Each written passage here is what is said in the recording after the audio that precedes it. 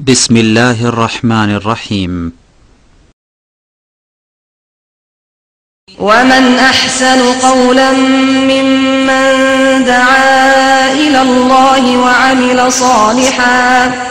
وعمل صالحا وقال إنني من المسلمين.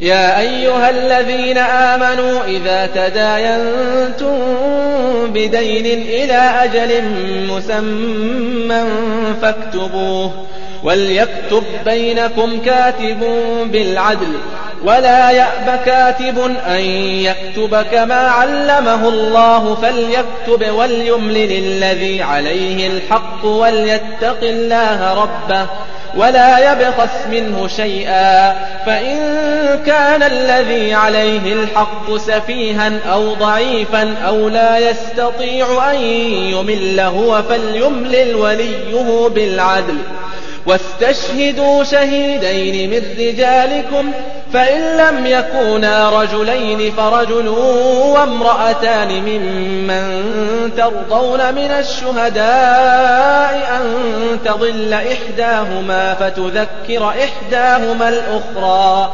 ولا يأبى الشهداء إذا ما دعوا ولا تسأموا أن تكتبوه صغيرا أو كبيرا إلى أجله ذلكم أقسط عند الله وأقوم للشهادة وأدنى ألا ترتابوا إلا أن تكون تجارة حاضرة تديرونها بينكم فليس عليكم جناح ألا تكتبوها وأشهدوا إذا تبايعتم ولا يضار كاتب ولا شهيد وإن تفعلوا فإنه فسوق بكم واتقوا الله ويعلمكم الله والله بكل شيء عليم. السلام عليكم ورحمة الله وبركاته. إن الحمد لله نحمده ونستعينه ونستغفره ونعوذ بالله من شرور أنفسنا ومن سيئات أعمالنا من يهده الله فلا مضل له ومن يضلله فلا هادي له وأشهد أن لا إله إلا الله وحده لا شريك له وأشهد أن محمدا عبده ورسوله. يا أيها الذين آمنوا اتقوا الله حق تقاته ولا تموتن إلا وأنتم مسلمون. يا أيها الناس اتقوا ربكم الذي خلقكم من نفس واحدة وخلق منها زوجها وبث منهما رجالا كثيرا ونساء واتقوا الله الذي تساءلون به والأرحام إن الله كان عليكم رقيبا. يا أيها الذين آمنوا اتقوا الله وقولوا قولا سديدا يصلح لكم أعمالكم ويغفر لكم ذنوبكم ومن يطع الله ورسوله فقد فاز فوزا عظيما. أما بعد أعوذ بالله من الشيطان الرجيم. يا أيها الذين آمنوا إذا تداينتم بدين إلى أجل مسمى فاكتبوه وليكتب بينكم كاتب بالعدل الآية. মহান আল্লাহর সমস্ত প্রশংসা, দরুদ ও সালাম নাজিল হোক প্রিয় নবী মুহাম্মদ সাল্লাল্লাহু আলাইহি সাল্লামের উপর। আল্লাহুম্মা সাল্লি আলাইহি আল্লাহুম্মা বারিক আলাইহি। গত মঙ্গলবারে ঋণ সম্পর্কে একটি আলোচনা শুরু করেছিলাম, যে আলোচনা অর্ধেকেরও কম হয়েছে, সুতরাং বাকি বিষয়গুলি আপনাদের সামনে তুলে ধরব। কারণ অনেক ভাইরাই মঙ্গলবারে হয়তো আসতে পারেন না তাদের কর্মব্যস্ততার কারণে, যাতে করে এই ঋণের বিষয়টি সম্পর্কে আমরা সচেতন থাকি। মনে রাখতে হবে যে আল্লাহ পাক রব্বুল আলামিনের যেমন আমাদের উপর হক রয়েছে তেমন বান্দারও হক রয়েছে। আমাদেরকে মুমিন হতে হলে, সৎকর্মশীল হতে হলে, মুত্তাকি আল্লাহ ভীরু হতে হলে, সংযত হতে হলে যেমন আল্লাহর হকের ক্ষেত্রেও হতে হবে, তেমনি মানুষের হকের ক্ষেত্রেও হতে হবে। মানুষের যেসব হক আমাদের ওপর রয়েছে তার মধ্যে একটি হচ্ছে ঋণের হক। অর্থাৎ যদি আপনার ওপর কারো ঋণ থাকে, কারো কাছে আপনি ঋণী থাকেন, কারো টাকা পয়সা আপনার কাছে থাকে যা পরিশোধ করা আপনার ওপর ফরজ হয়ে রয়েছে, এ হচ্ছে মানুষের হক, যে হক থেকে মৃত্যুর আগেই মুক্ত হওয়া ফরজ। আর আপনি আমি কেউ জানি না যে কখন আমাদের মত চলে আসে। সুতরাং যখনই পয়সা হবে, প্রথম কাজ হচ্ছে ঋণ মুক্ত হওয়া। প্রথম কাজ এই নয় যে ভালো ভালো খাবেন, ভালো পড়বেন, ছেলে মেয়েদের অনেক পয়সা খরচ করে মানুষ করবেন, আর দুনিয়া সমস্ত কাজকর্ম করে গাড়ি কিনবেন ইত্যাদি করবেন, পরে পয়সা যদি হয় তাহলে দিলাম, সুযোগ সুবিধা হলে দিলাম, বেশ সচ্ছলতা হলে দিলাম না। আজকালকার জামানার অধিকাংশ মানুষ, বরং অধিকাংশ মুসলিমের এই অবস্থা যে সমস্ত কাজ নিজের সেরে যদি দয়া হয় তাহলে ঋণ পরিশোধ করবে, আর নিজের কাজ ছেড়ে আমার ওপর ফরজ রয়েছে, সুতরাং আমার কাজ হোক আর না হোক, আমি খেতে পাই ভালো আর না পাই, আমাকে আগে ঋণ পরিশোধ করতে হবে, এইরকম মানুষ আজকাল পাওয়া মুশকিল আছে।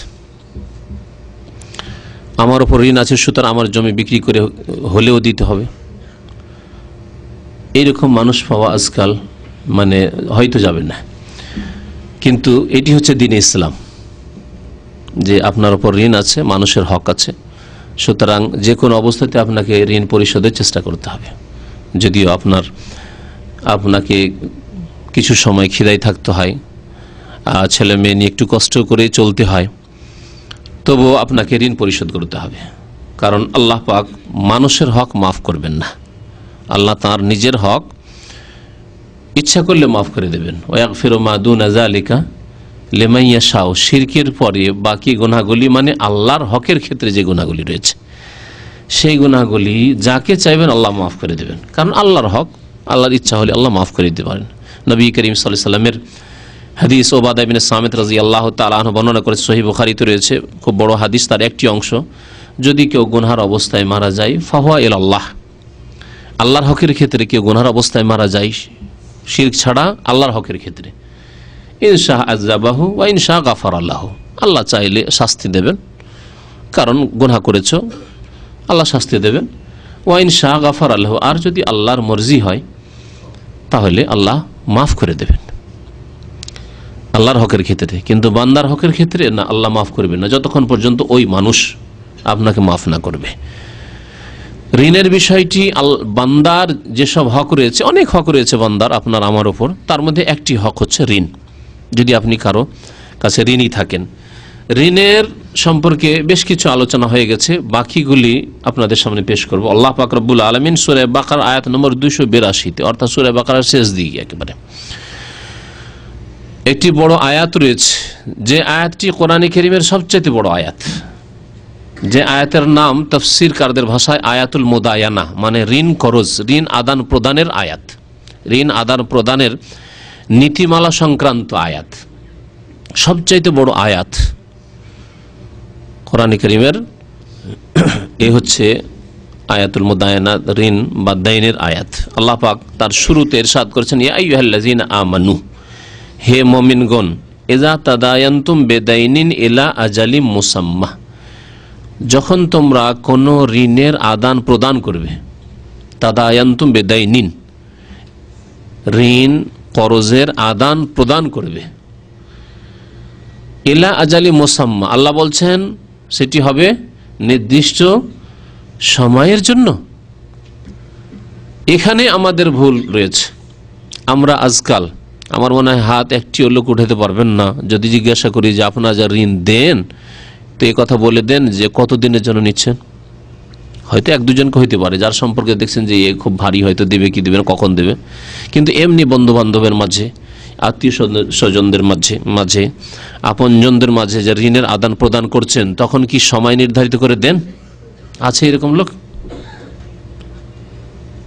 এক দুজনের ক্ষেত্রে নয়, আপনি যে কোনো লোককে ঋণ দেন, আপনি সময় নির্ধারণ করেন, ভাই কতদিনের জন্য নিচ্ছ তুমি, কখন দেবে তুমি, হ্যাঁ তারিখটা বলে দাও যে কোন তারিখে তুমি দেবে। এরকম লোক আছেন কি? হ্যাঁ, কেউ থাকলে বলেন। আছেন? প্রত্যেক ক্ষেত্রে এখানে স্যালারিতে, আপনার দেশের অবস্থা, আপনার সারা লাইফের কথা জিজ্ঞেস করছি যে আপনি কি এরকম করেন? হ্যাঁ, আপনার আত্মীয় স্বজনদেরকে, ঘনিষ্ঠ বন্ধুকে যে এই বেতন পেলে দিয়ে দিতে হবে, কিন্তু আর প্রত্যেকে চাকরি করে। তাহলে আমাদের সমাজে যে কোরআনের আয়াত বিরোধী যে কাজটি হচ্ছে, সেটা হচ্ছে যে আমরা সময় নির্ধারিত করি না, সময় নির্ধারিত করি না। কারণ আমরা লজ্জা করি খুব বেশি, তাই না? কি করে বলবো আবু হানিফা ভাইকে ধার দিচ্ছি, সৈয়দ জামান সাহেবকে ধার দিচ্ছি, আমি আমার এত ঘনিষ্ঠ লোক, কি করে বলবো যে আপনি কখন দিবেন ভাই? অভদ্রতা মনে করি এটিকে। আল্লাহ বলছেন ইলা আজালিন মুসাম্মা, নির্দিষ্ট সময়ের জন্য হইতে হবে, যাতে পরে মনোমালিন্য না হয়, ঝগড়া বিবাদ না হয়। ও সাহেব যে ধার নিয়েছে ও ভাবছে যে আমি তো ধার নিয়েছি সচ্ছল ব্যক্তির কাছে, আমি 1-2 বছর পর যখন ইচ্ছা তখন দেবো। আমার আত্মীয়, আমার মামাতো ভাই, খালাতো ভাই, চাচাতো ভাইয়ের কাছে বা আপন ভাইয়ের কাছে নিয়েছি, যখন ইচ্ছা তখন দেব। আর এ ভাই যে ঋণদাতা, সে চিন্তা করে বসে আছে যে আমি দিয়েছি 2-3 মাসের জন্য, 1 মাসের জন্য, ঝগড়া বিবাদ হবে না? আর তাই হচ্ছে। এজন্য আমাদের সমাজে ঋণ দেওয়ার আগে পর্যন্ত সুসম্পর্ক আছে, আর যদি কারো সাথে বিবাদ খরিদ করে নিতে হয় তাহলে ধার দিয়ে দেন, সম্পর্ক খারাপ হয়ে যাবে। বাস্তব নয় কি? বাস্তব। যদি মানে 100-তে 100 জন নাও বলি তো শতকরা 90 জন বলতে হবে, এরকম অবস্থা যে ধার দিলে 90 জন, শতকরা 90 জন, 100 জনকে ধার দিলে শতকরা 90 জনের সাথে সম্পর্ক খারাপ হয়ে যাবে,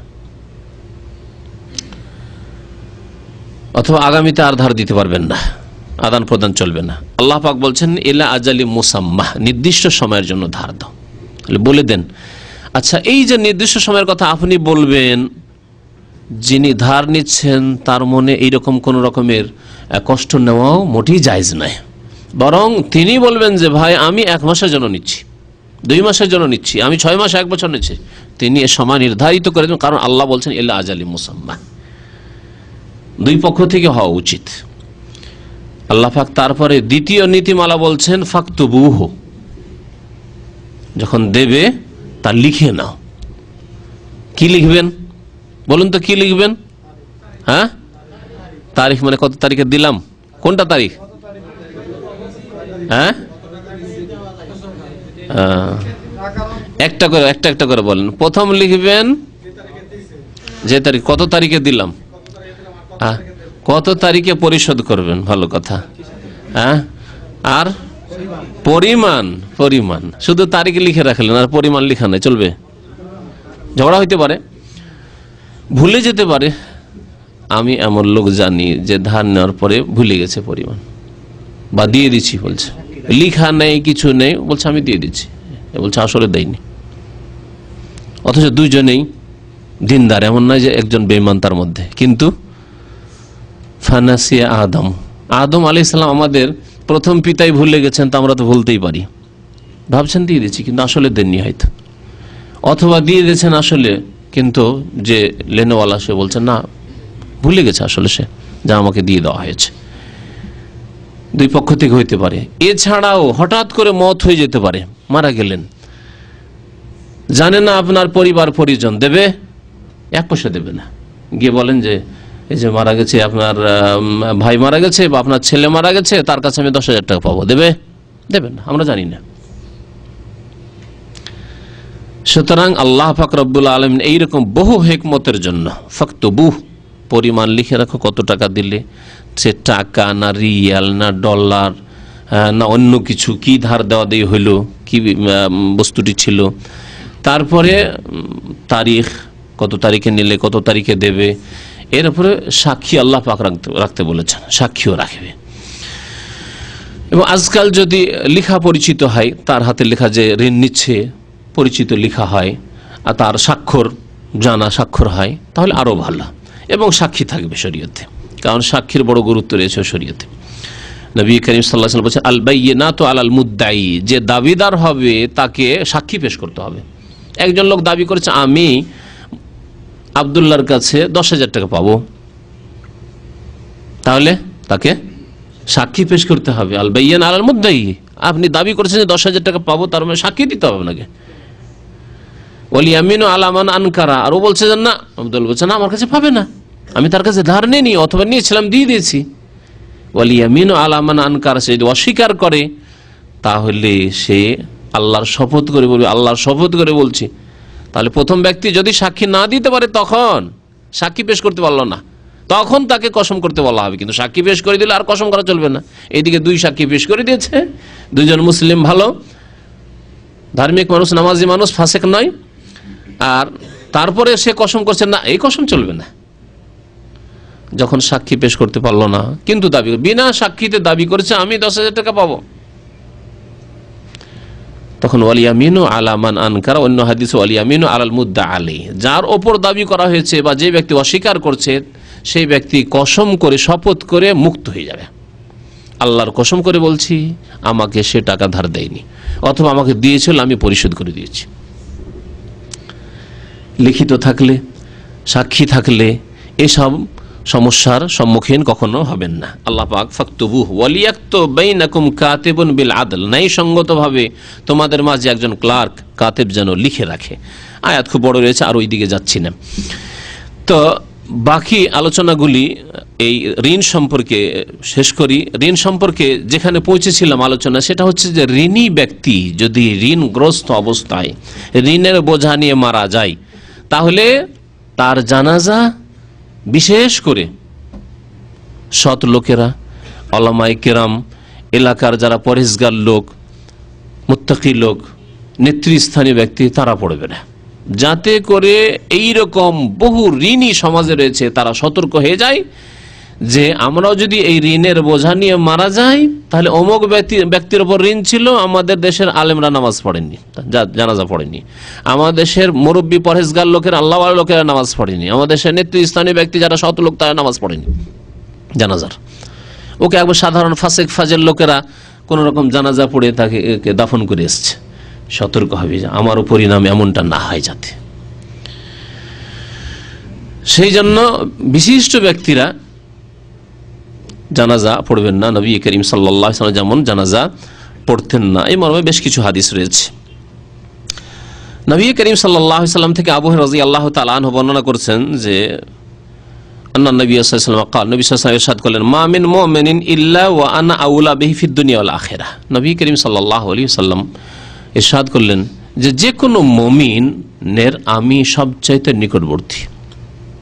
নবী করিম সাল্লাল্লাহু আলাইহি ওয়াসাল্লামের কাছে প্রথম যুগে তেমন পয়সা থাকতো না, অভাব ছিল, কিন্তু গনিমতের সম্পদ যখন আসা শুরু করলো, ফাইয়ের সম্পদগুলি আসা শুরু করলো, গনিমত ফাই অর্থাৎ জিহাদ ফি সাবিলিল্লাহ গিয়ে যুদ্ধের পরে মেহনত পরিশ্রমের পরে রণক্ষেত্র থেকে আল্লাহর শত্রুরা যখন পলায়ন করলো আর হাসিল হলো যুদ্ধ করার পরে, এটাকে গনিমতের সম্পদ বলা হয়। আর যদি রণক্ষেত্রে গেল কিন্তু না যুদ্ধ হলো না, এমন মেহনত প্রচেষ্টা কিছু করার প্রয়োজন হলো না, এমনিতে শত্রুরা ছেড়ে পালিয়ে গেল ভয়ে, তাকে ফাইয়ের ধন সম্পদ বলা হয়। আল্লাহ পাক এই দুই সম্পদের কথা কোরআনে কারীম উল্লেখ করেছেন। ওমা আফা আল্লাহু আলা রাসূলি, সূরা হাশরে আল্লাহ উল্লেখ করেছেন। আর ওয়ালামু আন্নামা গানিমতুম মিন শাইইন, গনিমতের কথা আল্লাহ পাক উল্লেখ করেছেন 10ম পারার শুরুতে। এছাড়াও রয়েছে কোরআনে কারীমে গনিমত এবং ফাইয়ের ধন সম্পদের কথা রয়েছে। নবী করিম সাল্লাল্লাহু আলাইহি ওয়াসাল্লামের জন্য যাকাত হারাম ছিল। নবী করিম সাল্লাল্লাহু আলাইহি ওয়াসাল্লামের কাছে যে আসতো এই গনিমতের ফাইয়ের ধন সম্পদ, সেগুলি থেকে নবী সাল্লাল্লাহু আলাইহি ওয়াসাল্লাম মুসলিম উম্মতের সাহাবায়ে কেরামগণের যদি কারো ওপর ঋণ থাকতো তা পরিশোধ করতেন। যতদিন আসেনি টাকা পয়সা ততদিন কিছু করতে পারতেন না, জানাজা পড়া যাবে না, এর ঋণ আছে জানাজা পড়া যাবে না। কোন সাহাবী যদি নিজের কাঁধে উঠিয়ে নিতেন আমি পরিশোধ করেছি, যেমন আবু কাতাদা রাদিয়াল্লাহু তাআলা আনহু করেছেন, এইরকম আরো ঘটনা সাহাবায়ে কেরামদের মাঝে ঘটতো, তাহলে তখন জানাজা পড়তেন। নবী করিম সাল্লাল্লাহু আলাইহি হাদিসে বলছেন, যখন ধন সম্পদ আসলে এরকম বললেন যে আমি প্রত্যেক মুমিনের সবচাইতে নিকটবর্তী দুনিয়াতেও এবং আখিরাতেও। সুতরাং বলছেন এর দলিল যদি পড়তে চাও কোরআনে কারীম পড়ে দেখো, ইকরাউ ইন শিতুম, তোমরা যদি চাও তো কোরআনে কারীমে এর প্রমাণ রয়েছে, প্রুফ রয়েছে, পড়ে দেখো। আল্লাহ পাক বলছেন আন-নাবিয়্যু আউলা বিল মুমিনিনা মিন আনফুসিহিম, নবী করিম সাল্লাল্লাহু আলাইহি সাল্লাম মুমিনদের আওলা মানে আকরাব, অতি নিকটবর্তী, মিন আনফুসিহিম তাদের জীবন চাইতেও, মানে আপনি যে আপনার নিকটবর্তী মানুষ প্রত্যেকে সবচাইতে বেশি হিতাকাঙ্ক্ষী কার? নিজের, ঠিক না? সবচাইতে বেশি হিতাকাঙ্ক্ষী ব্যথিত হয় মানুষ নিজের শোকে, তারপরে বাবার শোকে ব্যথিত হয়, মায়ের শোকে ব্যথিত হয়। হ্যাঁ, আপনার আম্মা মারা গেছে, আপনি বেশি ব্যথিত না? কিন্তু আপনার আম্মার আম্মা মারা গেছে, মায়ের শোকে ব্যথিত হয়, কিন্তু অত ব্যথিত না যত ব্যথিত আপনি আপনার আম্মা মারা গেলে, আপনার ছেলে মারা গেলে, তাই না? মানুষ সবচাইতে বেশি নিকটবর্তী নিজের নাফসের, তার চাইতে বেশি নিকটবর্তী রাসূলুল্লাহ সাল্লাল্লাহু আলাইহি ওয়াসাল্লাম, তার চেয়ে বেশি দরদি ব্যতীত রাসূলুল্লাহ সাল্লাল্লাহু আলাইহি ওয়াসাল্লাম। এই জন্য কোরআনে কারিমে আল্লাহ পাক রাসূলুল্লাহ সাল্লাল্লাহু আলাইহি ওয়াসাল্লাম প্রশংসা করে সূরা তাওবা বলেছেন, লাকাদ জাআকুম রাসূলুম মিন আনফুসিকুম আজিজুন আলাইহি মা আনিতুম হারিসুন আলাইকুম বিল মুমিনিনা রাউফুর রহিম।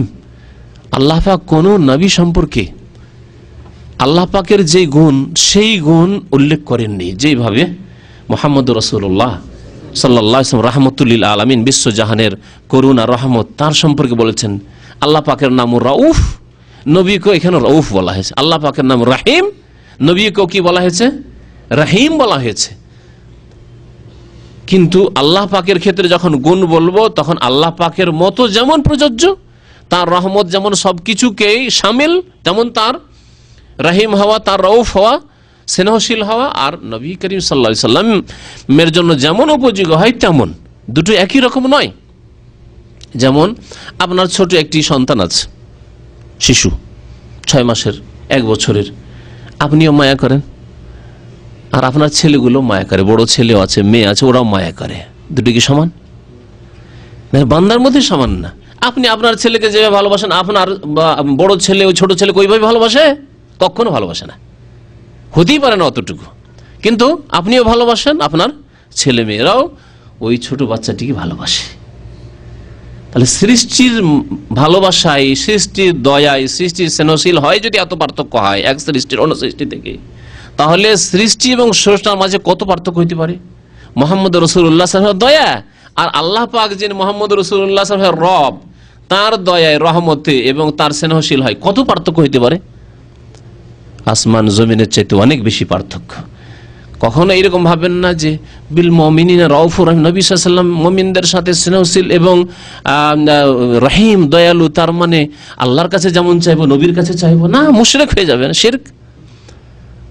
ওয়ালা তাদউ মিন দুনিল্লাহ, আল্লাহ বলছেন আল্লাহ ছাড়া আর কারো কাছে চেও না, কাউকে ডাকিও না। মা লা ইয়ানফাউকা ওয়া লা ইয়াদুররুক, যারা তোমার উপকারও করতে পারে না আর ক্ষতি সাধনও করতে পারে না। ফাইন ফালতা, যদি এমনটা করো, আল্লাহ ছাড়া অন্য কারো কাছে দোয়া করে দাও, চেয়ে দাও, হ্যাঁ, ইয়া গৌসুল আজম মাদাদ, ইয়া খাজা বাবা মাদাদ, মাদাদ ইয়া রাসূল আল্লাহ, যদি করে দাও, তাহলে ফাইন ফালতা ফাইন্নাকা ইযাম মিনাজ জালিমিন, তাহলে তুমি জালেম মুশরিকদের অন্তর্ভুক্ত হয়ে যাবে।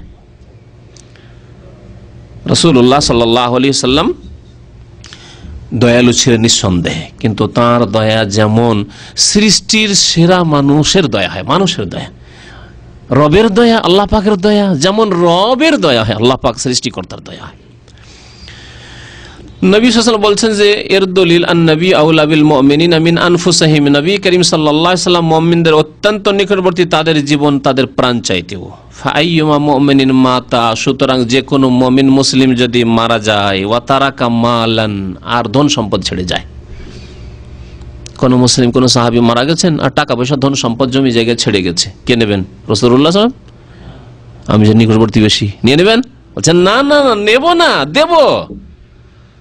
বলছেন ফালিয়ারেসু আসাবাতহু, তাহলে তার এই পরিত্যক্ত ধন সম্পদের উত্তরাধিকারী হবে, ওয়ারিস হবে তার আত্মীয় স্বজন, আসাবা যারা, তার আশেপাশে যারা আছে, ছেলে আছে, মেয়ে আছে, বাবা আছে, মা আছে, ভাই বোন আছে ইত্যাদি, তারা ওয়ারিস হবে। আমি ওয়ারিস হব না, আমি চাই না তোমাদের ধন সম্পদ।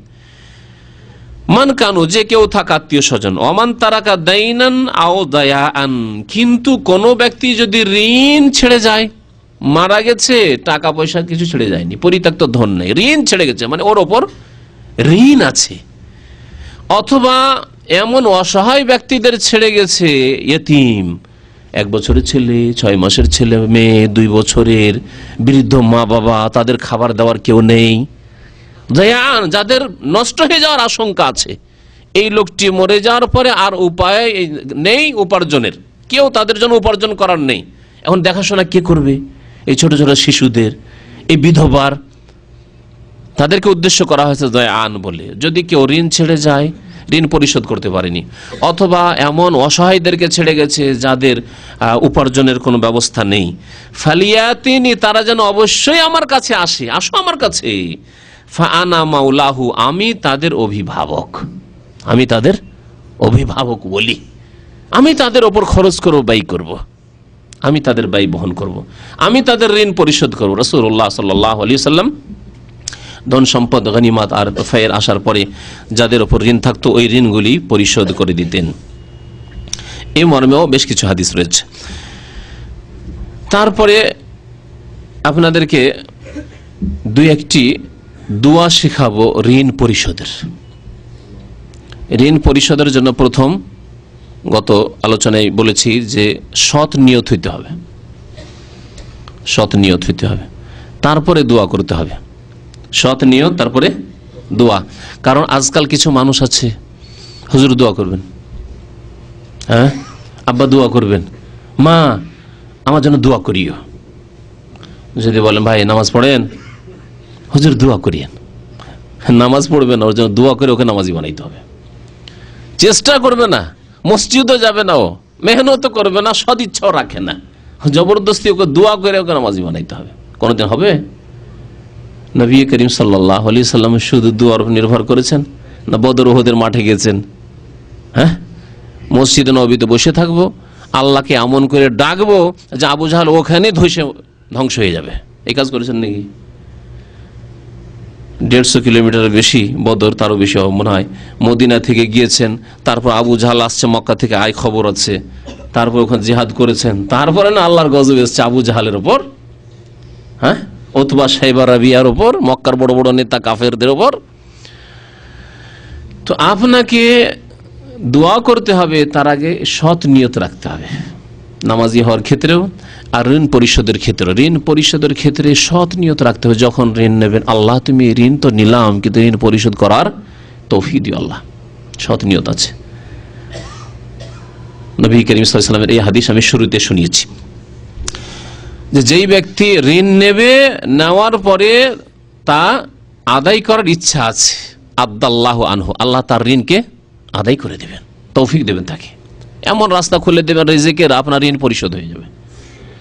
ওয়ামান আখাযা ইউরিদু ইতলাফাহার, কেউ যদি ঋণ নেই এই উদ্দেশ্যে যে ঋণ নিতে পারলেই কাজ, টাকা যদি আমার পকেটে চলে আসে, কোথা থেকে পাবে, প্রাণ দেবো, দেশে চলে যাব, ওকে তো ঠিকানাও দিনি, আমার খোঁজ খবর রাখে না যে কোন ডিস্ট্রিক্টে আমার বাড়ি বা কোন থানায় বাড়ি, তাই না, ভিসা দিব বলে টাকা নিয়ে নিয়েছি, বাস। যেই ব্যক্তি এইভাবে টাকা পয়সা কারণ নেবে, উদ্দেশ্য হচ্ছে তার টাকা পয়সা দেব না, নষ্ট করা, ঋণ পরিশোধ করব না, আতলাফাহুল্লাহ, কঠোর বাণী উচ্চারণ করেছেন রাসূলুল্লাহ সাল্লাল্লাহু আলাইহি ওয়াসাল্লাম।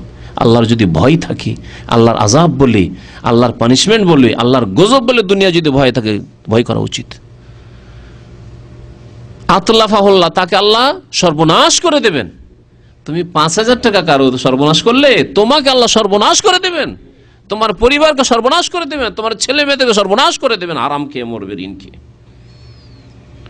আতলাফাহুল্লাহ, তাহলে সৎ নিয়ত রাখতে হবে, তারপরে দোয়া করতে হবে। এই মর্মে কয়েকটি দোয়া আপনাদেরকে শোনায়।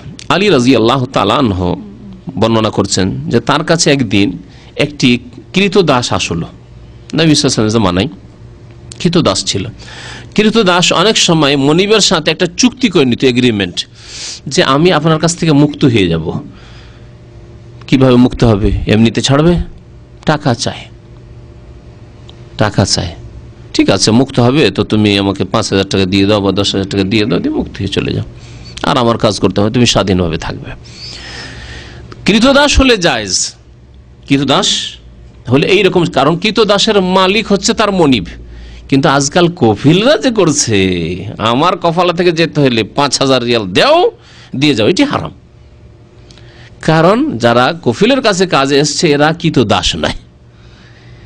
তোমার কর্মচারীর প্রয়োজন হয়েছে, আমেল লেবারের প্রয়োজন হয়েছে, তোমার কাছে কাজে এসছে, তোমার সরকার বলছে, হ্যাঁ দেশের শাসক বলছে, মুসলিম শাসক বলছে যে তোমার যতটা লেবারের প্রয়োজন ততটা নিয়ে আসো, 10 জনের প্রয়োজন 10 জন নিয়ে আসো, 11 জন নয়। তোমার কাজ আছে নিয়ে আসো, না হলে নিয়ে আসো না। ফ্রি ভিসা বলে কিছু নেই, ফ্রি ভিসার নামে এত টাকাই দেব তোমাকে, সব হারাম। আর তারপরে তুমি আসলে একামা করে দেবো, এত টাকা নেব, আর তারপরে বছরে বছরে মাসে মাসে 200 রিয়াল 300 রিয়াল নেব, আর তারপরে যদি তুমি রিলিজ চাও তাহলে তোমার কাছে 5000 রিয়াল নেব, সবগুলি হারাম, সবগুলি হারাম। কোরআন হাদিসও হারাম এবং সরকারের আইনও এখন হারাম। এই জন্য আমেল লেবার নিয়ে আসতে সরকার বলেনি। আর এরা দাস নয় যে 5,000 টাকা তুমি দাও তারপরে আমার কাছ থেকে রিলিজ হয়ে যাও, তানাজুল করে যাও। এটি হচ্ছে হারাম। লা তাকুলু আমওয়ালাকুম বাইনাকুম বিল বাতিল, বাতিল পন্থায় তোমরা একে অপরের ধন সম্পদ ভক্ষণ করিও না, আল্লাহ পাক হারাম করেছেন। এবং এই হারাম খেয়ে যারা মারা যাবে, আইয়ুমা লাহমিন নাবাতা মিনাস সুহতি ফান্নারু আউলা বিহি, এইরকম হারাম খেয়ে, যে কোনো হারাম খেয়ে, ঋণের হারামই হোক আর এই কফালার হারাম খেয়ে হোক, এইসব খেয়ে যারা মারা যাবে, ফান্নারু আউলা বিহি, জাহান্নামের আগুন তাদের বেশি হকদার। তো মুকাতাব বলা হয়তো যার সাথে এই চুক্তি হয়ে গেছে, কৃতদাস। কৃতদাসের কাজ কি? আসলে কৃতদাস না বুঝলে আবার বুঝতে পারবেন, ভাববেন যে হয়তো আজকালকার যুগের আমেল কর্মচারীদের মতো হতো না। কৃতদাস সে জিহাদ ফি সাবিলিল্লাহ কাফের ছিল, তখন ধরা পড়েছে, অথবা তার বাবা ধরা পড়েছে, সুতরাং তারা কৃতদাস। খলিফাতুল মুসলিমিন বা রাসূলুল্লাহ সাল্লাল্লাহু আলাইহি ওয়াসাল্লাম, রাসূলুল্লাহ সাল্লাল্লাহু আলাইহি ওয়াসাল্লাম যাকে ভাগ বন্টনে দিয়েছে জিহাদ থেকে, ওদের বন্দীদেরকে নিয়ে এসে তার দাস হয়েছে। তারপরে দাসের কাজ হচ্ছে যা কিছু আয় উপার্জন করবে সে নিয়ে এসে মনিবকে দেবে, দিয়ে 100 টাকা ইনকাম করলো মনিবকে দেবে, মনিব শুধু তাকে খাওয়া দাওয়া দেবে। এবং এই দাসের মালিক ওই রকমই মনিব মালিক যেমন অন্য যে সম্পদ রয়েছে সেসবের মালিক, টাকা পয়সার মালিক, স্বর্ণের মালিক ওই রকম। সুতরাং এই দাসের ব্যক্তি মালিকানা নেই, দাস যা কিছু ইনকাম করবে তার মালিক হবে তার মনিব, তার আকা। এখন মনিবের কাছ থেকে সে ছুটি পেতে চায় যে আমি ফ্রি হয়ে যাব, আমি আজাদ স্বাধীন হয়ে আমি নিজের আয় উপার্জন করব। মালিক যদি দয়া করে যে না আমি আর একে রাখবো না, ঠিক আছে আমিও দয়া করে একে ছেড়ে দেবো, কিন্তু একেবারে ফ্রিতে কি করে ছেড়ে দেবো? কারণ আমার দাস, আমি একে কিনেছি কয়েক হাজার টাকা দিয়ে। যারা পেয়েছিল জিহাদ ফি সাবিলিল্লাহর মাধ্যমে তাদের কাছ থেকে কিনলেও দাস থাকবে, অথবা সরাসরি আমি পেয়েছি একে নবী সাল্লাল্লাহু আলাইহি ওয়াসাল্লামের কাছ থেকে, সাহাবাই খলিফার কাছ থেকে, সুতরাং একে আমি এমনি কি করে ফেরি ছাড়ি, আমারও কিছু টাকা পয়সার প্রয়োজন রয়েছে, সুতরাং আমি তোমার কাছে 5,000 টাকা নেব, তাহলে তোমাকে মুক্ত করে দেব। এই 5,000 টাকা সে তাড়াতাড়ি ইনকাম করে যদি পরিশোধ করে দেয় মালিককে, তাহলে সে দাসমুক্ত হয়ে যাবে। চুক্তি যতটার উপর চুক্তি হয়েছে, এই মুকাতাব গোলাম মানে এই চুক্তি করা ছিল যেই গোলামের মালিকের সাথে, এই এক গোলাম আসলো আলী রাদিয়াল্লাহু তাআলার কাছে, এসে বলল ইন্নী কাদ আজিজতু আন কিতাবাতি, আমি আমার মালিকের সাথে চুক্তি করেছি যে আমি এত টাকা দিয়ে আমি স্বাধীন হয়ে যাব, কিন্তু এই টাকা আমি পরিশোধ করতে পারছি না, এত সময়ের মধ্যে দিয়ে দিতে হবে, আমি দিতে পারছি না। ফা আইননি, সুতরাং হে আলী রাদিয়াল্লাহু তাআলা আনহু, আপনি আমাকে একটু সহযোগিতা করুন, সাহায্য করুন। তিনি বললেন, হয়তো আর্থিক সচ্ছলতা আলী রাদিয়াল্লাহু তাআলা সেই সময় ছিল না, তখন তাকে একটি দোয়া শিখিয়ে দিলেন। এর দ্বারা বোঝা যায় যে কোনো অসহায় মানুষের, অভাবী মানুষের যদি আপনি আর্থিক সহযোগিতা না করতে পারেন, তাহলে কমপক্ষে দোয়া দেবেন অথবা দোয়া শিখিয়ে দেবেন। নবী করিম সাল্লাল্লাহু আলাইহি ওয়াসাল্লামের কাছে যেমন ফাতেমা রাদিয়াল্লাহু তাআলা আনহা একটি খাদেম চাইতে এসেছিলেন, নবী সাল্লাল্লাহু আলাইহি ওয়াসাল্লাম মেয়েকে খাদেম হয়তো দিতে পারলেন না, অথবা ভাবলেন যে মেয়েকে খাদেম দিয়ে এত আরামে রাখার কোনো যুক্তি নেই, না কাজ করুক, মেহনত করুক, কিন্তু তাকে মেহনত করার ক্ষেত্রে যাতে আল্লাহ পাকের খাস মদদ হয় এরকম দোয়া শিখিয়ে দিয়ে। কি শিখিয়েছিলেন? যখন বিছানায় শুইতে যাবে তখন সুবহানাল্লাহ 33 বার, আলহামদুলিল্লাহ 33 বার, আল্লাহু আকবার 34 বার। এখানে 34 বার। আমাদের দেশের মানুষরা ভুল করে নামাজের পরে যে তাসবিহ করে ওখানেও আল্লাহু আকবার 34 বার, না, ওখানে সুবহানাল্লাহ 33, আলহামদুলিল্লাহ 33 আর আল্লাহু আকবারও 33, আর তামামুল 100 পুরা করবেন লা ইলাহা ইল্লাল্লাহু ওয়াহদাহু লা শারীকা লাহু লাহুল মুলকু ওয়া লাহুল হামদু ওয়া হুয়া আলা কুল্লি শাইইন কাদির দিয়ে। তো নবী করিম সাল্লাল্লাহু আলাইহি ওয়াসাল্লাম এইভাবে ফাতিমা রাদিয়াল্লাহু তাআলা আনহার সাথে করেছেন। আলী রাদিয়াল্লাহু তাআলা আনহু এই গোলামের সাথে এটাই করলেন, বললেন আলা ওয়াল্লামুকা কালিমাতিন, তোমাকে কয়েকটি বাক্য মানে দুয়ার বাক্য শিখিয়ে দিচ্ছি। আল্লামানি হিন্না রাসূলুল্লাহ সাল্লাল্লাহু আলাইহি ওয়াসাল্লাম, আমাকে রাসূলুল্লাহ সাল্লাল্লাহু আলাইহি ওয়াসাল্লাম এই দুয়ার বাক্যগুলি শিখিয়ে দিয়েছিলেন। লাউ কানা আলাইকা মিসলা জাবালে সিরিন দাইনান, তোমার ওপর যদি সির নামক পর্বত মানে বড় কোনো পর্বত তখনকার যুগে প্রসিদ্ধ ছিল, পাহাড়ের সমান যদি তোমার ওপর ঋণ থাকে, 2-4, 10,000, 5,000, 50,000, 1 লাখ নয়, পাহাড় সমতুল্য যদি তোমার ওপর লোন থাকে, করজ থাকে, আর তুমি যদি এই দোয়া করো, আদাহুল্লাহ আনকা, আল্লাহ পাক তোমার পক্ষ থেকে সেই ঋণ আদায় করে দেবেন, মানে পরিশোধ করার তৌফিক দেবেন। আল্লাহ আদায় করে দেবেন মানে আল্লাহ পাক ওই রকম রাস্তা খুলে দেবেন। আপনি এসেছিলেন 500 রিয়াল বেতনে, কিন্তু কফিলের খুব দয়া হয়ে গেল, যাক লোকটা তো ভালোই লাগে, একে রিলিজ দিয়ে দিই, ছড়ি দিল, যাও তুমি কাজ করো, ভালো কাজ খুঁজে নাও। হঠাৎ করে 2000 রিয়ালের চাকরি পেয়ে গেলেন।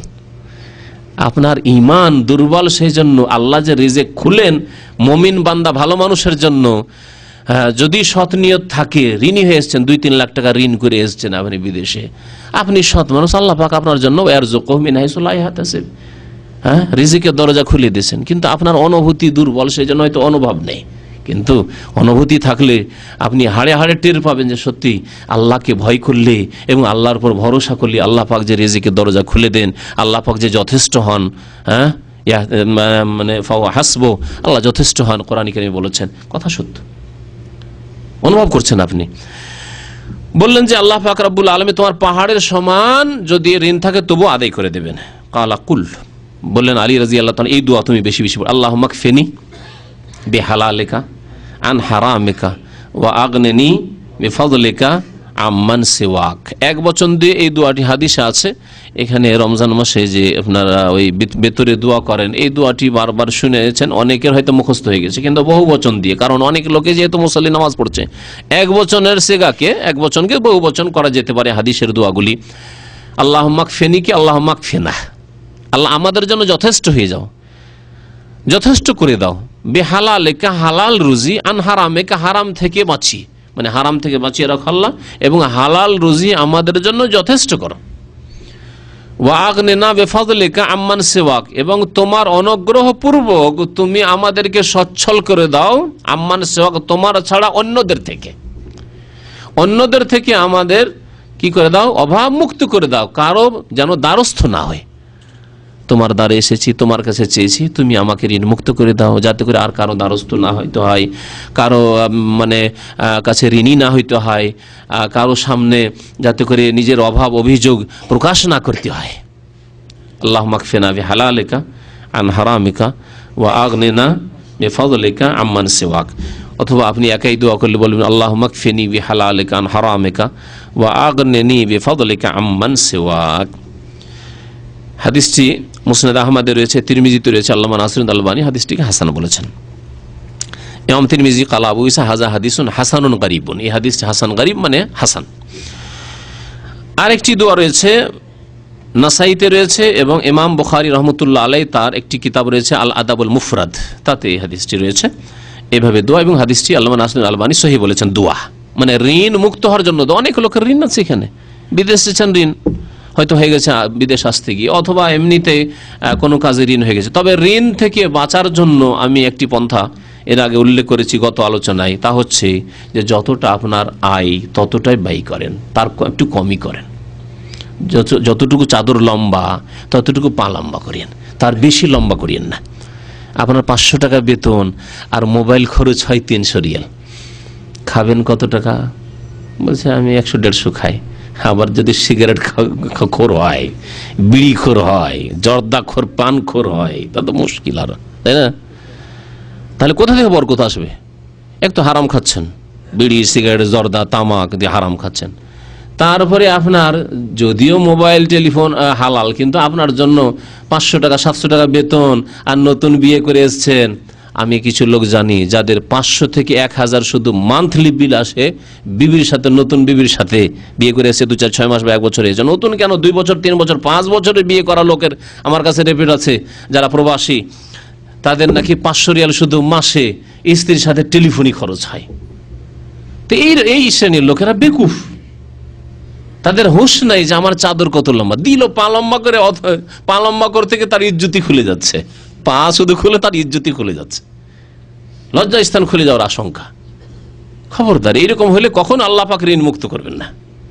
ঋণ কি করে পরিশোধ করবেন? আপনার যদি 500-700 টাকা বেতন হয়, তো প্রথম কথা আমার মোবাইলের প্রয়োজনই নেই। আর যদি আমি রাখি, তারপরে একটি মজার কথা আরো বলি, আমাদের এক দায়ী ভাই বলছিলেন, আজকাল অধিকাংশ লোকের পকেটে মোবাইল কমপক্ষে 700-800 টাকা দামের, 500-র উপরে। অথচ সেই লোকটি ওই মোবাইলে যে ফ্যাসিলিটিগুলি আছে কোনোটাই ইউজ করে না। কি করে? শুধু কল করে, হয়তো না, এর চাইতে কম কিছু হাউস ড্রাইভার আছে বা এই ধরনের যারা শুধু কল রিসিভ করে, তারপরে দামি মোবাইল কল রিসিভ করে, তাতে ব্যালেন্স রাখার মতো যোগ্যতা নেই, কিছু নেই, কল করবে এই ক্ষমতা নেই। খুব বেশি হলে 1-2টি হয়তো মেসেজ, ওটাও পাঠাইতে পারে কিনা। আর তারপরে মোবাইল কত? 700-800 টাকা সবাই রাখে। আর আমি কি করি? 100-150 টাকার মোবাইল রাখবো। আমি 100 টাকার মোবাইল রাখবো, মান সম্মান ঘটে যাবে নাকি? 100 টাকা দাম, 100 টাকার মোবাইল রাখি। ইচ্ছা করলে 1000 টাকার মোবাইল রাখা যাবে, কি প্রয়োজন? আমার যে কাজটি সেটা এটা দিয়ে হচ্ছে। এইরকম যদি মেজাজ থাকে, কোনোদিন ঋণই হবেন না কারো কাছে। কিন্তু আপনি যদি মনে করেন না না না কি বলছেন, ওই 70-73 এসব যদি ওর চাইতে দামি দামি মোবাইল আজকাল নতুন এসে 2000-3000 টাকার মোবাইল যে রাস্তায়, নতুন মোবাইল সেটা নিতেই হবে। অথচ কম্পিউটারের কিছুই বোঝেন না, ইন্টারনেটের কিছুই বোঝেন না, আপনাকে ওইরকম মোবাইল রাখতে হবে। কোনোদিন ঋণমুক্ত হইতে পারবেন না, আপনি কোনোদিন ঋণমুক্ত হইতে পারবেন না।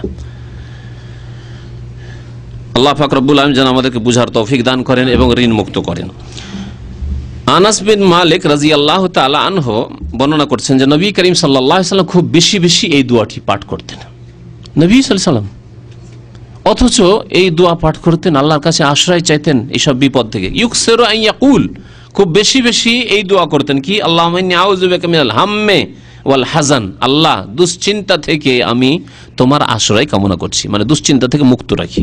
ওয়াল হাজান, এবং শোক থেকে, ওয়াল আজজ, এবং অসহায় হওয়া থেকে, ওয়াল কাসাল, এবং অলসতা থেকে, ওয়াল জুবন, এবং কাপুরুষতা থেকে, ওয়াল বুখল, এবং কৃপণতা থেকে। সবগুলি কিন্তু ব্যাধি। মুসলিম কাপুরুষ হয় না, মুসলিম কৃপণ হয় না, মুসলিম অলস হয় না। রোজা রেখেছি সেজন্য সারাদিন শুয়ে, এক তো রাতে শুয়েছেন, আবার ফজর পর শুয়েছেন, জোহরে উঠলেন, জোহরে উঠে আবার জোহরটা কোন রকম পড়লেন, এগুলো মুসল্লি নামাজিদের অবস্থা। তাহলে বেনামাজির অবস্থা যে কি আছে আল্লাহ পাক জানে।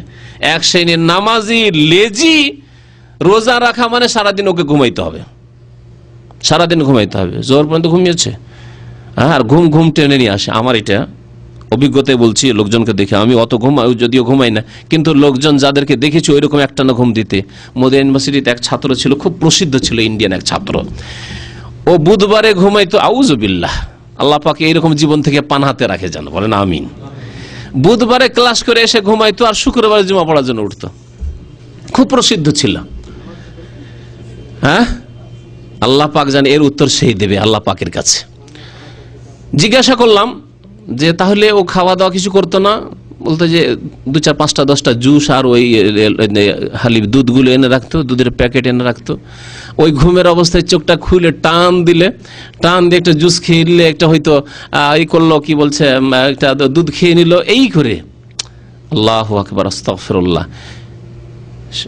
সেই ছেলে সর্বনাশ, এইভাবে জিন্দেগি নষ্ট করেছে। আল্লাহ পাকের আযাব দুনিয়ার, যে এখন কোনো জায়গায় চাকরি করার যোগ্যতা নেই। মদিনা কোন রকম আল্লাহ পাঠিয়ে দিয়েছে, কিন্তু মদিনা এসে যখন এইরকম ফাপ, আল্লাহর বরদস্ত করেনি, কোনো জায়গায় চাকরি পায় না, ধাক্কা খেয়ে বেড়ায়। কেউ কোনো মাদ্রাসায় নিতে চায় না। এর দ্বারা কি হবে? যে বুধবার থেকে শুক্রবার ঘুমাতে পারে, তার দ্বারা হবে বাকি। তো এমন জীবন গ্রহণ করবেন না। আছে এইরকম নামাজি লোক, জোহর পড়লো আবার শুয়ে গেল, সকালে শুয়েছে জোহর পর্যন্ত, ফজর থেকে কত ঘন্টা হয়ে যায়? ফজর 5টা থেকে হইলে 7 ঘন্টা হয়। আরে 6 ঘন্টা ঘুম যথেষ্ট, আপনার তো সকালে 7 ঘন্টা হয়ে গেছে। রাত্রে যদি 2 ঘন্টা হয়ে থাকে তো ওই 7 আর 2 9 ঘন্টা হয়ে গেছে। আবার জোহর পর দিল ঘুম টেনে নিয়ে এলো, আবার আসরে উঠলো, আসরে উঠে আবার ভালো লাগে না, দিল আসর পর আবার একটা ঘুম দিয়ে উঠে দেখে, আরে এখন তার ইফতারি তৈরি করার সময় নেই, দেখি কোন মসজিদে দৌড় দিই। সৌদি আরবে থাকলে কোন মসজিদে না, ইফতার ক্যাম্পে একটু দৌড় দিই, যে খেতে পাওয়া যায়। এইরকম যদি জিন্দেগি হয়, তাহলে এই জিন্দেগির চাইতে জিন্দেগি না থাকাই ভালো, অলসতার জিন্দেগি। নবী সাল্লাল্লাহু আলাইহি ওয়াসাল্লাম পানা চেয়েছেন ওয়াল আজজে ওয়াল কাসলে, অসহায় হওয়া, আমি অসহায় না হয়ে যায়। আর কাসাল এবং অলসতা, এরকম গাফিলতি, অলসতা থেকে আল্লাহ তোমার পানা চাইছি। অলস দিয়ে কোনোদিন উম্মতের কোনো ফায়দা হবে না, নিজের ফায়দা হবে তার, না নিজের পরিবারের কোনো ফায়দা হবে অলসকে দিয়ে, আর না উম্মতে মুসলিমার কোনো ফায়দা হবে। এইরকমই কাপুরুষ বডি, 4 হাতের বডি, কিন্তু কাপুরুষ তো দুশ্মনের নাম শুনলেই তো পেশাব পায়খানা করে দিবে। তোর দ্বারা কি কাজ হবে? কিছু কাজ হবে না ওর দ্বারা। অল বখল, কৃপণ, যে আল্লাহর রাস্তায় পয়সাই দান করতে পারে না, সে জান কি দান করবে? কৃপণতা থেকে নবী সাল্লাল্লাহু আলাইহি ওয়াসাল্লাম পানাচ্ছেন। ওয়াজাল ইদ্দাইনে, এবং ঋণের বোঝা থেকে আল্লাহ তোমার আশ্রয় কামনা করি। ওয়া গালাবাতির রিজাল, এবং কোন মানুষের, যে জালেম মানুষ যারা, তাদের আমাদের উপর প্রাধান্য পাবে, এবং জুলম অত্যাচার থেকে তোমার আশ্রয় কামনা করি। নবী করিম সাল্লাল্লাহু আলাইহি ওয়াসাল্লাম এই দোয়া বেশি বেশি পাঠ করতেন। তাহলে এই দোয়া করে, আল্লাহুম্মা ইন্নী আউযু বিকা মিনাল হাম্মি ওয়াল হাযানি ওয়াল আজজি ওয়াল কাসলি ওয়াল জুবনি ওয়াল বুখলি ওয়া যালঈদ দাইনি ওয়া গালাবাতির রিজাল। আরেকটি দোয়া রয়েছে, এই তিনটি দোয়া উল্লেখ করব। আবু সাঈদ খুদরি রাদিয়াল্লাহু তাআলা বর্ণনা করেছেন, আবু দাউদে রয়েছে, যদিও হাদিসটিকে কেউ কেউ দুর্বল বলেছেন। তবে দোয়ার ক্ষেত্রে যেহেতু নিজের বাংলা ভাষায়ও দোয়া করতে পারেন, সুতরাং যদি নবী সাল্লাল্লাহু আলাইহি ওয়াসাল্লাম থেকে প্রমাণিত নাও হয়, আপনি দোয়া করতে পারেন যদি অর্থ ঠিক থাকে। দাখালা রাসূলুল্লাহ সাল্লাল্লাহু আলাইহি ওয়াসাল্লাম যাত ইয়াউমিন আল মসজিদ, নবী সাল্লাল্লাহু আলাইহি ওয়াসাল্লাম একদিন মসজিদে নববীতে প্রবেশ করলেন। ফাইজা হুয়া বিরাজুলিন মিনাল আনসার, দেখছেন মসজিদে একটা আনসারী মানুষ বসে আছে খুব দুশ্চিন্তা অবস্থায়। ইউকালু লাহু আবু উমামা, ওই লোকটির নাম ছিল আবু উমামা। ফাকালা ইয়া আবু উমামা, আবু উমামা মালি আরাকা জালিসান ফিল মসজিদে ফি গায়রি ওয়াক্তিস সালাহ, মসজিদে বসে আছো অথচ এই সময় কোনো নামাজের সময় নাই, দুনিয়ায় কাজকর্ম করো, মসজিদে এরকম বসে কেন? চিন্তায় মসজিদে এসে বসে আছে। কালা হুমুমিন, বলছেন ওই সাহাবী, কালা হুমুমুন লাজিমাতনি ওয়া দুয়ুন ইয়া রাসূলুল্লাহ, হে আল্লাহ রসুল সাল্লাল্লাহু আলাইহি ওয়াসাল্লাম, আমি খুব দুশ্চিন্তায় আছি। ও দুয়ুন, এবং অনেক ঋণের বোঝা আমার উপর চেপে গেছে। ঋণ চাপলে কি হয়? দুশ্চিন্তা আসে, কি করে যে পরিশোধ করব, আর যদি পরিশোধ না করতে পারি তো মানুষকে কি জবাব দেব, আর যদি বিশেষ করে যারা টাকা পাবে তারা যদি একটু শক্তিশালী হয় তাহলে জানের ভয়, কোথায় যে গলায় গামছা দেবে, ফাঁস দেবে, কোথায় যে ধরে ধাক্কাধাক্কি করবে হাটে বাজারে রাস্তাঘাটে, কোথায় যে কত অপমান অপদস্থ হইতে হবে, এইসব চিন্তায় পরেশান, মার খেতে হবে ইত্যাদি ইত্যাদি। বলছেন যে হুমুমুন লাজিমাতনি ওয়া দুয়ুন, হে আল্লাহ রসুল সাল্লাল্লাহু আলাইহি ওয়াসাল্লাম, বড় দুশ্চিন্তায় আছি এবং অনেক ঋণের বোঝা আমার উপর চেপে গেছে। কালা আফালা ওয়াল্লিমুকা কালামান, তোমাকে কিছু কথা শিখে দেব নাকি? এজা আনতা কুলতাহু, যদি এই দোয়াগুলি তুমি বলো আল্লাহ পাকের দরবারে, আযহাবাল্লাহু আযজা ওয়া জাল্লা হাম্মাকা ওয়া কাযা আনকা দাইনাকা, তাহলে তোমার দুশ্চিন্তা আল্লাহ পাক দূর করে দেবেন এবং তোমার ঋণ আল্লাহ পাক পরিশোধ করে দেবেন, মানে ঋণ পরিশোধের আল্লাহ পাক তৌফিক দেবেন। কালা কুল তো বালা ইয়া রাসূলুল্লাহ, অবশ্যই বলে দেন, শিখিয়ে দেন, দোয়া করবো আল্লাহ পাকের কাছে। কালা কুল ইজা আসবাহতা, যখন সকাল হবে এই দোয়া পড়বে, ওয়া ইজা আমসাইতা, সন্ধ্যায় এই দোয়া পড়বে। তাহলে সকাল সন্ধ্যা বারবার করে যদি এই দোয়া করে কোনো মানুষ, এবং দোয়া করার আদব হচ্ছে কমপক্ষে 3 বার করে দোয়া করা। নবী সাল্লাল্লাহু আলাইহি ওয়াসাল্লাম কানা ইজা দা সালাসান, হাদিস আছে, যে কোনো দোয়া যখন আল্লাহ পাকের কাছে করতেন নবী সাল্লাল্লাহু আলাইহি ওয়াসাল্লাম 3 বার করে বলতেন। যেমন আপনি দোয়া করেন, আল্লাহুম্মা গফিরলি, আল্লাহুম্মা গফিরলি, আল্লাহুম্মা গফিরলি, আল্লাহ তুমি আমাকে মাফ করে দাও, আল্লাহ তুমি মাফ করে দাও, আল্লাহ তুমি মাফ করে দাও, অবশ্যই মাফ করবেন আল্লাহ পাকের বলেন। আল্লাহুম্মা আরহামনি, আল্লাহুম্মা আরহামনি, আল্লাহুম্মা আরহাম, আল্লাহ তুমি রহম করো। এইভাবে আল্লাহুম্মা রযুকনি, আল্লাহুম্মা বারিক লানা ফি রিজকিনা, আল্লাহ আমার রিজিকে বরকত দাও, আল্লাহ আমার রিজিকে বরকত দাও, আল্লাহ আমাকে কাজের ব্যবস্থা দাও, আল্লাহ আল্লাহ আমাকে কাজের ব্যবস্থা দাও আল্লাহ। এইভাবে 3 বার করে দোয়া করা নবী করিম সাল্লাল্লাহু আলাইহি ওয়াসাল্লামের সুন্নাত। দোয়া শিখিয়ে দিচ্ছেন রাসূলুল্লাহ সাল্লাল্লাহু আলাইহি ওয়াসাল্লাম সকাল সন্ধ্যা পাঠ করার জন্য। আল্লাহুম্মা ইন্নী আউযু বিকা মিনাল হাম্মি ওয়াল হাযানি ওয়া আউযু বিকা মিনাল আজজি ওয়াল কাসালি ওয়া আউযু বিকা মিনাল জুবনি ওয়াল বুখলি ওয়া আউযু বিকা মিন গালাবাতিদ দাইনি ওয়া কাহরির রিজাল। ওখানে ছিল যালঈদ দাইন ওয়া গালাবাতির রিজাল, এখানে মিন গালাবাতিদ দাইন ওয়া কাহরির রিজাল, কাছাকাছি দোয়া। কালা ফাআলতু, আমি এই দোয়া সকাল সন্ধ্যা বারবার করে করতে থাকলাম। আবু উমামা রাদিয়াল্লাহু তাআলা আনহু বলছেন, ফাআযহাবাল্লাহু আযজা ওয়া জাল্লা হাম্মি ওয়া কাযা আন্নি দাইনি, তারপরে আল্লাহ পাক খুব তাড়াতাড়ি আমার দুশ্চিন্তা দূর করে দিলেন এবং আমার ঋণ আল্লাহ পাক পরিশোধ করার আল্লাহ পাক আমাকে তৌফিক দিলেন। এই দোয়াগুলি করবেন। দোয়া যদি আরবিতে মুখস্থ নাও থাকে সবগুলি, তো নিজের ভাষায় দোয়া করেন আপনি, আল্লাহ আমাকে ঋণ মুক্ত রাখো, আল্লাহ তুমি আমাকে ঋণ মুক্ত রাখো, আল্লাহ তুমি আমাকে ঋণ মুক্ত রাখো। ঋণ প্রথম নেবই না, আমি ঋণ মুক্ত থাকব। তারপরে যদি কখনো নিতে বাধ্য হতে হয় তাহলে এমন নয় যে আমি একেবারে খুব বড় লোক হওয়ার স্বপ্ন দেখে ঋণ নেব না, আমার কাঁচা বাড়ি আছে যথেষ্ট রয়েছে, হ্যাঁ নতুন গাড়ি কেনার জন্য ঋণ নেব, আপনার নতুন বড় বাড়ি করার জন্য ঋণ নেব না, আমার এত টাকা ইনকাম নেই আমি এই করব না, আমার 1 বিঘা জমির পয়সা আছে, আমি 5 বিঘা জমির বায়না দিয়ে বসে আছি, 5 বিঘা জমি কিনবো সেজন্য এখন ঋণ করতেই হচ্ছে, আমার কাছে 10,000 রিয়াল আছে কিন্তু 40,000 টাকা জমি কিনে বসে আছি, এইরকম বেকুপি করলে কোনোদিন ঋণ মুক্ত হওয়া যাবে না। আমার যতটা পয়সা আছে ততটাই কিনবো, তার বেশি আমি কিনবো না। কেন অপরের পয়সা নিয়ে আমি অপরের কাঁধের উপরে পা দিয়ে তাদেরকে সিঁড়ি বানিয়ে উপরে উঠবো? এই নীতি ঋণ মুক্ত কোনোদিন হতে দেবে না। সব সময় আল্লাহ পাক যতটুকু দিয়েছেন তাতেই সন্তুষ্ট থাকতে হবে, তাতে নিজের পরিতুষ্টি নিয়ে আসতে হবে, তাতে কানাত করতে হবে। ঋণ সম্পর্কে বলছিলাম যে ঋণ, নবী করিম সাল্লাল্লাহু আলাইহি ওয়াসাল্লাম ঋণ সম্পর্কে খুব সতর্ক করেছেন।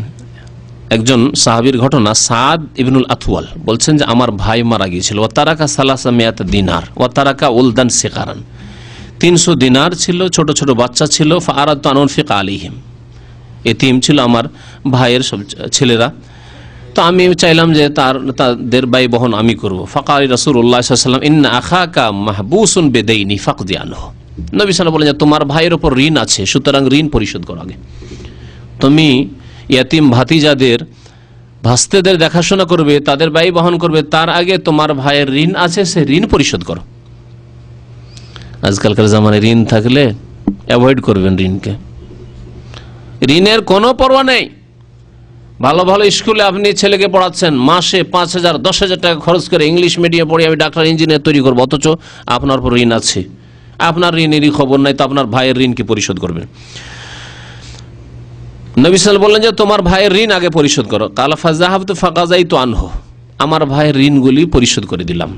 ওয়ালাম তাবকা ইল্লা ইমরাতুন তাদদাই দিনারাইন ওয়া লাইসাত লাহা বাইয়িনা, সমস্ত ঋণ যতগুলি দাবিদার ছিল ঋণের সবগুলি পরিশোধ করলাম, যেগুলি জানা ছিল বা তাদের কাছে সাক্ষী প্রমাণ ছিল যে হ্যাঁ পাবে আসলে আমার ভাইয়ের কাছে, তাদের পরিশোধ করলাম। একজন মহিলা আসলো, আসার পরে 2 দিনার মানে 2টি স্বর্ণ মুদ্রার দাবি করলো যে তোমার ভাইয়ের কাছে 2টি দিনার পাবো, কিন্তু ওই মহিলার কোনো সাক্ষী প্রমাণ নেই।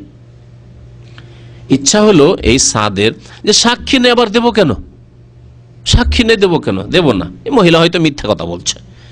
নবী করিম সাল্লাল্লাহু আলাইহি সাল্লামকে জিজ্ঞাসা করে, ইয়া রাসূলুল্লাহ, একটি মহিলা বলছে তোমার ভাইয়ের কাছে 2 দিনার পাবো আর ওর কাছে কোনো সাক্ষী নেই, আমি কি করব? নবী সাল্লাল্লাহু আলাইহি ওয়াসাল্লাম বলছেন আতিহা, দিয়ে দাও। ফাইন্নাহা সাদাকা,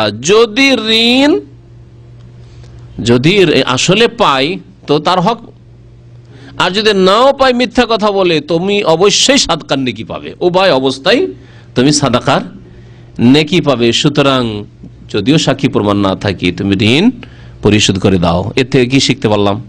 মুসনাদ আহমদের হাদিস।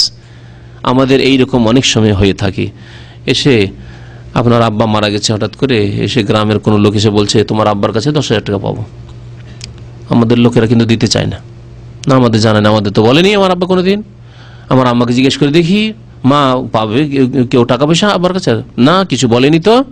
না, আমাদের দেশের অধিকাংশ লোক তো দায়িত্বহীন, মানুষের ঋণ নিয়ে যে লিখে রাখবে, অথচ লিখে রাখার কথা বলা হয়েছে, লিখে রাখবে ওসিয়ত যে আমি যদি আমার কিছু হয়ে যায় আমার কাছে অমুক অমুক এত টাকা পাবে, আমি অমুকের কাছে এত টাকা পাবো, লিখে রাখতে হবে এগুলি। না, লিখে রাখে না, দায়িত্বহীন।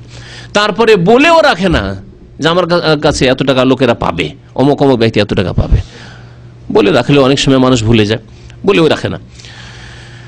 আজকাল আমাদের দেশের মানুষরা দিতে রাজি নয়, না দেবে না, অথচ নবী করিম সাল্লাল্লাহু আলাইহি ওয়াসাল্লাম কি বলছেন? কোন সাক্ষী না আতিহা ফাইন্নাহা সাদাকা, দিয়ে দাও সাদাকা, উভয় অবস্থায় সাদাকা। সে যদি আসলে পায় তবু সাদাকা, আর যদি নাও পায় তোমার জন্য সাদাকা। ঋণ নেওয়ার পরে যারা ঋণ গ্রহণকারী তাদেরকে আল্লাহকে ভয় করা উচিত, যে ঋণ নিলেন, নেওয়ার পরে সচ্ছলতা আছে, দিতে পারবেন আপনি, তারপরে যদি না দেন, একে নবী করিম সাল্লাল্লাহু আলাইহি ওয়াসাল্লাম জুলম বলে আখ্যায়িত করেছেন। এবং এই জুলমের জন্য যদি এইরকম জুলম করেন, মানে বাড়াবাড়ি করেন, আপনি যদি ঋণ না দেন, ঋণ পরিশোধ না করেন, তাহলে আপনাকে শাস্তি দেওয়া, আপনার সমালোচনা করা, আপনার গীবত করা শরীয়তে জায়েজ।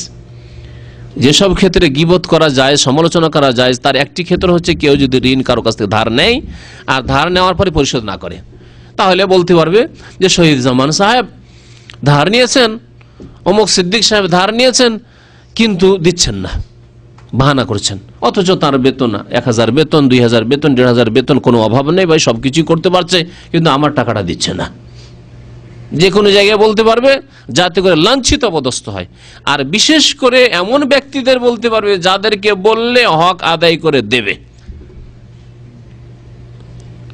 অর্থাৎ যদি সরকারের মাধ্যমে হয়, আদালতের মাধ্যমে হয়, অথবা গ্রামের সালিস যারা করে তাদের মাধ্যমে হয়, নেতৃস্থানীয় ব্যক্তিদের মাধ্যমে হয় বা কোনো আলেমের মাধ্যমে তাকে বলবে আপনার কাছে টাকা পাবে, দিচ্ছেন না কেন, এগুলি জায়েজ। যদিও এগুলো গীবতের অন্তর্ভুক্ত, সে সামনে নেই, কিন্তু এই বলা জায়েজ। এই মর্মে বেশ কিছু হাদিস রয়েছে। রাসূলুল্লাহ সাল্লাল্লাহু আলাইহি ওয়াসাল্লাম একটি হাদিসে ইরশাদ করেছেন, বুখারী মুসলিমের হাদিস, বলছেন মাতলুল গানী যুলমুন, সচ্ছল ব্যক্তি যদি বাহানা করে, ধার নিয়েছে, নেওয়ার পরে শুধু বাহানা করে, আচ্ছা ভাই সামনের সপ্তাহে দিয়ে দেবো, আবার সামনের সপ্তাহে করে আচ্ছা ভাই সোমবারে দিয়ে দেবো, আবার সোমবারে গেলেন তো বলছে আচ্ছা ভাই আর 2 দিন টাইম দেন, এই করতে করতে সময় পার করতে আছে। আচ্ছা ভাই একজন মানুষ আসলে দিতে চেয়েছিল, ওর কাছে আমি টাকা পাবো, ও বলেছিল যে সোমবারে, সেই জন্য বলেছি সোমবারে, কিন্তু ও দেয়নি, সেই জন্য দিতে পারছি না। বাহানা আর বাহানা, বাহানা আর বাহানা, ডানে আর বামে, এদিক সেদিক। এইরকম যারা করে, নবী সাল্লাল্লাহু আলাইহি ওয়াসাল্লাম বলেছেন এরা হলো জালেম। মাতলুল গানী যুলমুন, সচ্ছল ব্যক্তি যদি বাহানা করে তো এ হচ্ছে জুলম। রাসূলুল্লাহ সাল্লাল্লাহু আলাইহি ওয়াসাল্লাম আরেকটি হাদিস বলছেন লাইয়ুল ওয়াজিদ ইউহিল্লু ইরযাহু ওয়া উকুবাতাহু, যেটা বলছিলাম, সচ্ছল ব্যক্তি, যেই ব্যক্তি ঋণ পরিশোধ করতে পারবে অথচ পরিশোধ করছে না, সেই ব্যক্তির ইজ্জত আবরু মানে মান সম্মান নষ্ট করা হালাল, মান সম্মান নষ্ট করা হালাল। ওয়া উকুবাতাহু, এবং তাকে শাস্তি দেওয়া হালাল। ইউহিল্লু ইরযাহু ওয়া উকুবাতাহু, মান সম্মান নষ্ট করা হালাল। রাস্তায় ধরে থামিয়ে দিয়েছেন, এই টাকা দিয়ে যাও এখান থেকে, পেয়েছেন রাস্তায়, মসজিদ থেকে বেরিয়েছে আর টাকা দিচ্ছে না, দেখছে মসজিদ থেকে তো অনেক লোকই বেরোচ্ছে, এখানে যদি ধরে নিই তো টাকা দিতে বাধ্য হবে, আরো 10টা লোক ভালো মানুষ আছে তার আমার পক্ষ থেকে বলবে এই টাকা দাও, দিচ্ছ না কেন তুমি। এইভাবে মান সম্মান নষ্ট করা জায়েজ এবং শাস্তি দেওয়া যায়। শাস্তি দেওয়া, নিজে থেকে শাস্তি দেওয়া অনেক সময় ক্ষতিকর, নিজে আইন হাতে নেওয়া। সুতরাং শাস্তি দেওয়ার ক্ষমতা যারা রাখে, কারা রাখে? শাসক, শাসক, তারা শাস্তি দেবে। অথবা আমাদের দেশে যে গ্রাম্য সালিসের মাধ্যমে যদি এমন কিছু শাস্তির মাধ্যমে অথবা চাপ সৃষ্টির মাধ্যমে যদি ঋণ আদায় করে নেওয়া যায়, তার মানে ক্ষতির দিক না থাকে। কারণ অনেক সময় আজকাল সালিস করতে গিয়ে আবার ও কেস করে বসে আছে যে গ্রামের লোকের, এলাকার লোকের আমার জুলুম করেছে, অন্যায় তার উপর, তাদের উপর, গ্রামবাসীর উপরে কেস চাপিয়ে দিল। আজকালকার অবস্থা আরো খারাপ। জি, তো যাই হোক, শাস্তি দেওয়া জায়েজ এইরকম যে শরীয়ত সম্মত যেগুলি রাস্তা রয়েছে। ইমাম ইবনে মুবারক বলছেন যে তার মান সম্মান হালাল, মানে কঠোর ভাষা, শক্ত ভাষা ব্যবহার করতে পারবে, এবং শাস্তি দেওয়ার অর্থ হচ্ছে যে জেল দেওয়া যাবে। আর সৌদি আরবে আলহামদুলিল্লাহ ইসলামিক যে অনুশাসন রয়েছে, এখানে এই শাস্তি রয়েছে। একদিন আমাকে এক ভাই টেলিফোন করছে যে আমার কফিলকে 5000 রিয়াল তার কাছে কেউ পেয়ে তো দিতে পারছে না, সেই জন্য জেলে ঢুকিয়ে দিচ্ছে, অথচ সে বড় মুআসসাসার মালিক। বুঝতে পারছেন? তো আলহামদুলিল্লাহ এইরকম যদি হয় যে কেউ পাবে 2000 রিয়াল পাবে আর দিচ্ছে না, সরকারের ঘরে কেস করলেন, সরকারের লোক এসে তাকে উঠিয়ে নিয়ে গিয়ে জেলে ঢুকিয়ে দিল। টাকা দেবে না কেন? টাকা দিয়ে ছাড়িয়ে নিয়ে আসো, যেখান থেকে টাকা দিয়ে ছাড়িয়ে নিয়ে আসো। জমি বিক্রি করবে, জমি বিক্রি করবে, দোকান বিক্রি করবে, দোকান বিক্রি করবে, যা বিক্রি করতে হয় করবে, যেখান থেকে হোক সে ছুটি হাসিল করবে। রাওয়াহু আবু দাউদ ওয়ান নাসাই, হাদিসটি সহিহ। ঋণ যারা গ্রহণকারী, ঋণ নিচ্ছে, তাদের সম্পর্কে অনেক কিছু বলা হলো। ঋণ দাতা যে ঋণ দেবে, এরও বড় নেকি আছে, ঋণ দিলে বড় নেকি আছে। নবী করিম সাল্লাল্লাহু আলাইহি ওয়াসাল্লামের হাদিস, বাইহাকির হাদিস, হাদিসটিকে আল্লামা নাসিরুদ্দিন আলবানী সহিহ বলেছেন, মান আকরাজা ওয়ারিকান মাররাতাইনি, কোন ব্যক্তি যদি কোন চাঁদি, মানে সেই জামানায় চাঁদির টাকা ছিল, রূপার টাকা, কোন টাকা যদি 2 বার ধার দেয়, আপনার কাছে 1000 রিয়াল আছে, একবার ধার দিলেন আর একবার ধার দিলেন অন্য লোককে, 2 বার যদি ধার দেন, কানা কাঈদ লি সাদাকাতিন মাররা, একবার দান খায়রাত সাদকা করার সমান নেকি পাবেন আপনি। হয়তো আপনি 10,000 রিয়াল দান করতে পারবেন না, কারণ 10,000 রিয়াল দান করা আপনার পক্ষে সম্ভব নয়, আপনার অনেক প্রয়োজন রয়েছে, কিন্তু 10,000 রিয়াল আপনি ধার দিতে পারবেন। 2 বার 10,000 রিয়াল ধার দিয়েছেন, আর তারপর টাকা আপনার কাছে ফিরেও চলে এসছে, ওই 10,000 ফিরে আসবে, 10,000 10,500 চলবে না। আজকাল ধার দেবে কারা?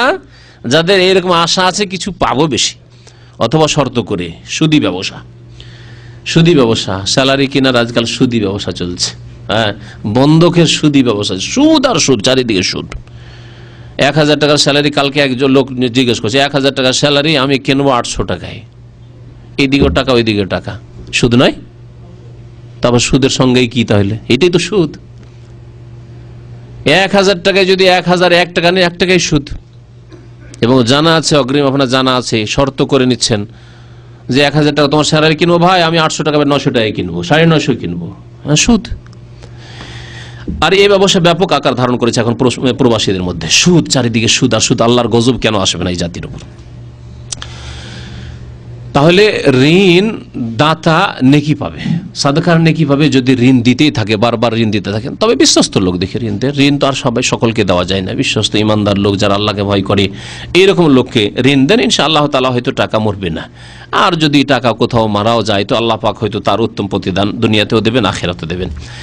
ঋণ দেওয়ার পরে আল্লাহ পাক রব্বুল আলামিন সুদের বিধানগুলি কোরআনে কারিমে যেখানে উল্লেখ করে সূরা বাকারায়, সেখানে উল্লেখ করেছেন যে ঋণ দেওয়ার পরে যদি সচ্ছল হয় তাহলে তো সে দেবে, আর যদি সচ্ছল না হয় আর সময় এসে গেছে, 3 মাস সময় দিয়েছে, 3 মাস সময় চলে এসেছে, আল্লাহ পাক এরশাদ করেন ওয়াইন কানা যু উসরাতিন ফানাজিরাতুন ইলা মাইসারা, যদি কোনো ব্যক্তি অসচ্ছল হয়, ওয়াইন কানা যু উসরা, অসচ্ছল ব্যক্তি হয়, সংকটে, আর্থিক সংকট তার, ফানাজিরাতুন ইলা মাইসারা, তাহলে তাকে সচ্ছল হওয়া পর্যন্ত তুমি অবসর দিয়ে দাও, অবসর দিয়ে দাও।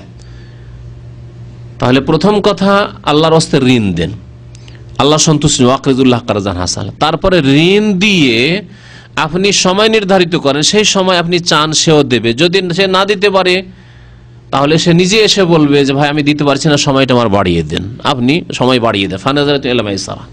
তারপরে সময় বাড়িয়ে দিলেন, আরো 3 মাস, 6 মাস, 1 বছর, 1.5 বছর, 2 বছর বাড়িয়ে দিলেন, কিন্তু দেখা যাচ্ছে লোকটি আরো অসহায় অবস্থা, ঋণ পরিশোধ করতে পারছে না। আল্লাহ পাক বলছেন ওয়া আন তাসাদদাকু খায়রুল লাকুম। কি করো? তৃতীয় স্তর এটা। প্রথম স্তর হচ্ছে ঋণ দেন, মানুষের ইহসান করে, ঋণটা ফিরিয়ে নেন যথাসময়। দ্বিতীয় স্তর না, যথাসময় সে ফেরাতে পারলো না, আপনি অবসর দেন, আরো 6 মাস, 1 বছর, যতদিন পারেন আপনি অবসর দেন। তারপরে দেখলেন যে না, অবসর দিয়েও এই লোকটি ঋণ পরিশোধ আর করতে পারছে না, তৃতীয় স্তরে কি করবেন? ওয়া আন তাসাদদাকু খায়রুল লাকুম, তুমি তাকে দান করে দাও, তোমার জন্য কল্যাণকর হবে। ইন কুনতুম তা'লামুন, যদি তোমরা জানো যে আল্লাহর কাছে তোমাদের জন্য কি মহা পুরস্কার রয়েছে। সূরা বাকারা আয়াত নম্বর 280। নবী করিম সাল্লাল্লাহু আলাইহি সাল্লাম থেকে বুরাইদা আসলামী রাদিয়াল্লাহু তাআলা বর্ণনা করেছেন, নবী সাল্লাল্লাহু আলাইহি ওয়াসাল্লাম বলেছেন মান আনজারা মুসিরান, কোন ব্যক্তি যদি অসচ্ছল ব্যক্তিকে অবসর দেয়, টাকা দিতে পারছেন না আপনি, ঠিক আছে, আর কতদিন সময় লাগবে? বলছে ভাই আর 6টা মাস দেন সময়, 6টা মাস দেন, 1 বছর দেন, 3 মাস দেন, ইত্যাদি। কানা লাহু বিকুল্লি ইয়াউমিন সাদাকা, প্রত্যেক দিনের বিনিময়ে সে সাদাকার নেকি পাবে। একদিন করে আপনি অবসর দিলেন, প্রত্যেক দিন আপনি সাদাকার নেকি পেতে আছেন। ওমান আনজারাহু বাদা হিল্লিহি, আর কেউ যদি সময় এসে যাওয়ার পরে, এক তো দিলেন যে ধার দিয়ে রেখেছেন, তাতে আপনি সাদকার নেকি পাচ্ছেন। তারপরে সময় চলে এসেছে, 3 মাস সময় ছিল, 3 মাস সময় হয়ে গেছে, তারপর মানে চাওয়ার অধিকার আছে, তাকে দিতে হবে, কিন্তু তারপরে আপনি অবসর দিয়ে দিলেন, ঠিক আছে, অসুবিধা নাই, আপনার যখন হয় তখন দিয়েন। কানা লাহু মিসলুহু ফি কুল্লি ইয়াউমিন সাদাকা, প্রত্যেক দিন সেই ব্যক্তি সাদাকার নেকি পেতে থাকবে। ইবনে মাজার হাদিস।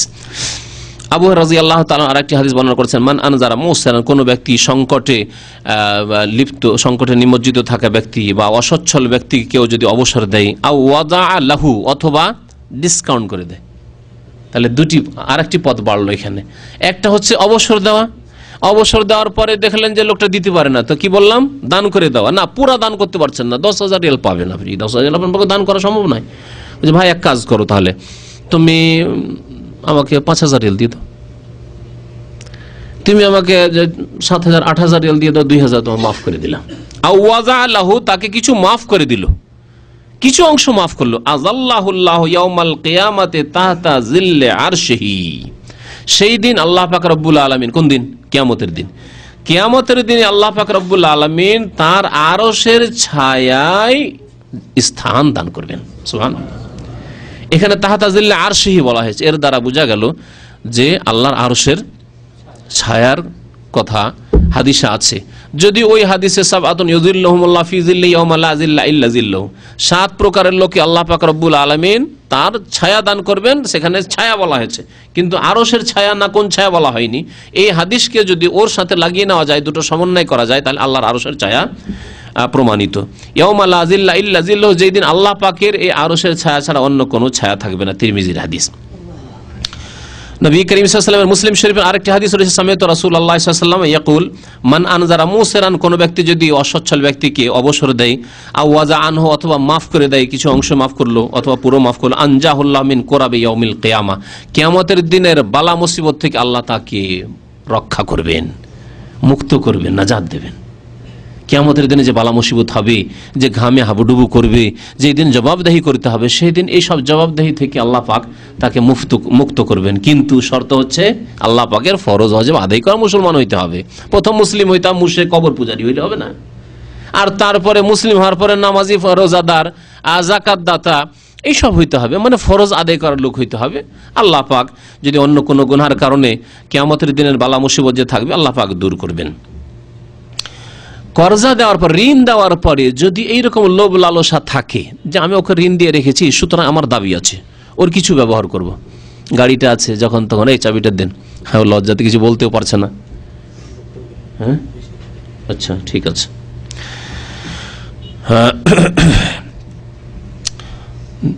যদি এইরকম আশা রাখে অথবা এইরকম স্বার্থ রাখে যে আমি ধার দিয়ে রেখেছি সুতরাং তার কিছু ব্যবহার করব, যে কোনো কিছু ব্যবহার করুক, গাড়ি ব্যবহার করা, আজকাল গাড়ির জামানা, কিন্তু নবী সাল্লাল্লাহু আলাইহি ওয়াসাল্লামের জামানায় হয়তো কারো একটা ঘোড়া আছে, ঘোড়ার পিঠে চড়ে হাঁটলো, তা হ্যাঁ উট আছে, দাও তোমার উটটা দাও, হ্যাঁ, অথবা এই ধরনের যে কোনো জিনিস ব্যবহার করা, কাপড় চোপড় ইত্যাদি সামান দাবি, যেহেতু তোমাকে ধার দিয়ে রেখেছি, তুমি আমার কাছে ঋণী, তাহলে এগুলিও সুদে শামিল। এগুলি হচ্ছে প্রশ্ন পড়ে। আনাস বিন মালিক রাদিয়াল্লাহু তাআলা আনহু বর্ণনা করছেন যে তাকে এক লোক জিজ্ঞাসা করলো যে আর রাজুলু মিন্না ইউকরিজু আখাহুল মালা, আমাদের মধ্যে কেউ কেউ ধার দিয়ে থাকে, ফায়ুহদি লাহু, তখন তাকে উপহার দেয়, গিফট দেয়, উপঢৌকন দিত না, কিন্তু দিচ্ছে কিসের জন্য? ধার দিয়েছে সেই জন্য। আগে থেকে দেওয়ার রীতিনীতি ছিল না। বাংলাদেশ থেকে আসলেন, একটা লুঙ্গি নিয়ে আসলেন, নিয়ে আসার পরে মুজাহিদকে দিচ্ছেন, আগে কোনোদিন দেননি, কিন্তু এবার কেন দিচ্ছেন? যখন ছুটি যান তখন আপনাকে 2000 ধার দিয়েছে, সেই জন্য। বুঝলেন কি হবে এটা? সুদ। হ্যাঁ, আগে থেকে যদি এইরকম থাকে, মানে আগে থেকে আপনার সম্পর্ক এরকম আদান প্রদান, হাদিয়া দেওয়া সম্পর্ক আছে, তাহলে ঠিক আছে। কালা রাসূলুল্লাহ, আনাস বিন মালিক বললেন যে রাসূলুল্লাহ সাল্লাল্লাহু আলাইহি ওয়াসাল্লাম বলেছেন, ইজা আকরাজা আহাদুকুম কারজান, কোন ব্যক্তি যদি তোমাদের কাউকে ঋণ দেয়, ফা আহাদা লাহু, ঋণের বিনিময়ে যদি ঋণ দেওয়া আছে সেই জন্য তাকে উপঢৌকন দিচ্ছে, হাদিয়া দিচ্ছে, উপহার দিচ্ছে, আও হামালাহু আলা দাব্বা, অথবা আসেন গাড়িতে চাপেন, লেমুজিন ভাই এখানে চালায়, ভাড়ার গাড়ি চালায়, গাড়িতে কোনোদিন ফ্রি উঠাইতো না, কিন্তু যে 1000 রিয়াল 500 রিয়াল ধার দিয়েছেন তারপর থেকে ওর লেমুজিন ফ্রি। কত জায়গায় 10 করে অনেক 10 হাসিল করে নিয়েছেন। এখান থেকে আব্দুল্লাহ 10 লাগতো, ওখানে 10,000 বাঁচলেন, আবার আসলেন, টেলিফোন করলেন, ভাই অমুক জায়গায় আমি আছি, কারণ ও তো আসতে হবে, লজ্জা, 500 টাকা তার খেয়ে আছি, হ্যাঁ দিতে পারছি না। আও হামালাহু আলা দাব্বা, তার যানবাহনে চাপলো, ফালা ইয়ারকাবহা, বা চাপাতে চাইলো, ফালা খবরদার তার সওয়ারিতে চাপবে না, তার গাড়িতে চাপবে না। ওয়ালা ইয়াকবালুহু, এবং তার গিফট উপহার কবুলও করবে না, হাদিয়া নেবে, ইল্লা ইয়াকুনা জারা বাইনাহু ওয়া বাইনাহু ক্বাবলা যালিকা, তবে আগে থেকে যদি এইরকম থাকে, আগে থেকে তার গাড়িতে চাপতেন, মাঝে মাঝে আগে থেকে তার জিনিসপত্র ব্যবহার করতেন, কখনো তার ঘড়ি ব্যবহার করতেন, কখনো তার কোনো কিছু ব্যবহার করতেন, তাহলে কোনো অসুবিধা নেই। ইবনে মাজার হাদিস। আর একটি হাদিস দিয়ে শেষ করে দেব। নবী করিম সাল্লাল্লাহু আলাইহি সাল্লাম কিয়ামতের দিনে সবচাইতে বেশি গরিব, সবচাইতে বেশি সর্বহারা কাকে বলেছেন? হ্যাঁ, কে? যার নেকি থাকবে না, নেকি নিয়ে গেছে অনেক, কিন্তু মানুষের হক নষ্ট করে গেছে। তার মধ্যে একজন হচ্ছে ধারটা নিয়ে দেশে চলে গেছে, একে ভিসা দেবো, ওকে আর কিছু করে দেবো, ভাই আমাকে দাও, পার্টনারশিপ তোমাকে দেব, আমি একটা ব্যবসা করেছি তো আমার কাছে তো টাকা পয়সা নাই ভাই, তো তুমি যদি কিছু টাকা পয়সা দাও, এই করে অনেকের কাছে টাকা পয়সা নিয়ে এসে চলে গেছে। অথচ মুসল্লি, নামাজের অভাব নেই, রোজার অভাব নেই, হজের অভাব নেই, জাকাতের অভাব নেই, আর আরো মাতা পিতার সেবা খুব করে, এই ধার করা টাকা দিয়ে খুব মাতা পিতার সেবা করে দেশে। সর্বহারা, নবী সাল্লাল্লাহু মুফলেস বলেছেন। মুফলেস মানে যার কাছে একটি পয়সাও থাকে না, একে মুফলেস বলা, সর্বহারা। আবু হুরায়রা রাদিয়াল্লাহু তাআলা এই হাদিস বর্ণনা করেছেন, মুসলিম শরীফের হাদিস। আন্না রাসূলুল্লাহ সাল্লাল্লাহু আলাইহি ওয়াসাল্লাম قال আতাদরুনা মানিল মুফলিস। নবী সাল্লাল্লাহু একদিন জিজ্ঞাসা করলেন, তোমরা জানো কি যে সর্বহারা কে? সর্বহারা কে? সাহাবীরা নবী সাল্লাল্লাহু বলেন যে কিয়ামতের দিনে প্রথম জিজ্ঞাসা করেছেন যে সর্বহারা কে? তো সাহাবীরা দেখছেন দুনিয়াতে সর্বহারা কে? আল মুফলিসু ফিনা মান লা দিরহাম ওয়ালা মাতা। আমাদের মাঝে সর্বহারা ওই ব্যক্তি না যার কাছে একটা পয়সা আছে আর না কোনো মাল সামান আছে, বাড়িতে খাবার নেই আর টাকা পয়সাও নেই যে হোটেলে খাবে, যার কাছে কিছুই নেই, না বাড়িতে চাল আছে না ডাল আছে না শাকসবজি আছে, কিছুই নেই, সর্বহারা, পকেটে পয়সাও নেই, সর্বহারা ওই ব্যক্তি। আল মুফলিসু ফিনা মান লা দিরহাম ওয়ালা মাতা। নবী করিম সাল্লাল্লাহু আলাইহি ওয়াসাল্লাম বললেন, না, একে উদ্দেশ্য করিনি, এ তো দুনিয়ার সাময়িক হয়তো সর্বহারা হতে পারে, কালকে তার কাছে পয়সা হয়ে যেতে পারে। ইন্নাল মুফলিসা মিন উম্মতি মান ইয়াতি ইয়াউমাল কিয়ামাতি বিসসালাতিন ওয়া সিয়ামিন ওয়া যাকাতিন। আমার উম্মতের মুফলিস সর্বহারা ওরা যারা কিয়ামতের দিনে অনেক নামাজ নিয়ে আসবে, 5 ওয়াক্ত নামাজ ছাড়েনি, ওয়া সিয়ামিন রোজা, কোনোদিন রমজান মাসের রোজা ছাড়েনি, ওয়া যাকাতিন যাকাতও দিয়েছে, পয়সাওয়ালা লোক ছিল, ওয়া ইয়াতি কাদ শাতামা হাযা, কাউকে গালি দিয়ে এসেছে, ওয়া কাযাফা হাযা, কার উপর মিথ্যা অপবাদ দিয়েছে, ওয়াসাফাকা দামা হাজা, কাউকে খুন করেছে, রাজনৈতিক লড়াই, গোত্রীয় লড়াই, জমি জমা নিয়ে লড়াই, এইভাবে কাউকে খুন করেছে, ওয়াজারাবা হাজা, কাউকে মারধর করেছে, ও আকালা মালা হাজা। নবী সাল্লাল্লাহু আরেকটি বলেছেন, ও আকালা মালা হাজা, কারো ধন সম্পদ অবৈধভাবে ভক্ষণ করেছে। ধন সম্পদ ভক্ষণ করা খেয়ানত হোক, বেঈমানি হোক, আর জবরদখল হোক, অথবা ধার নিয়ে পালিয়ে যাওয়া হোক, যে কোনো ভাবে হোক না কেন, ফায়ুতাহাযা মিন হাসানাতিহি, আল্লাহ পাক রব্বুল সেই দিন প্রত্যেককে ডাকবেন, যতগুলি পাওনাদার, এই পাওনাদারকে ডাকবেন, আর ডাকার পরে ওর নেকি থেকে পরিশোধ করা শুরু করবেন, যতগুলি লোক জুলুম অত্যাচার করেছে। হাযা মিন হাসানাতি, একে নেকি থেকে ওকে নেকি থেকে ওকে নেকি থেকে দিতে দিতে দিতে ফাইন ফানিয়াত হাসানাতুহু ক্বাবলা আন ইউকযামা আলাইহি, তার উপর যে যতগুলি মানুষের হক ছিল, বান্দার হক, এগুলি পরিশোধ করতে করতে নেকি শেষ, নামাজের নেকি শেষ, রোজা, হজ, যাকাত, দান, খায়রাত, মাতা পিতার সেবা, যত নেকি সব শেষ হয়ে গেল। এখন কি হবে?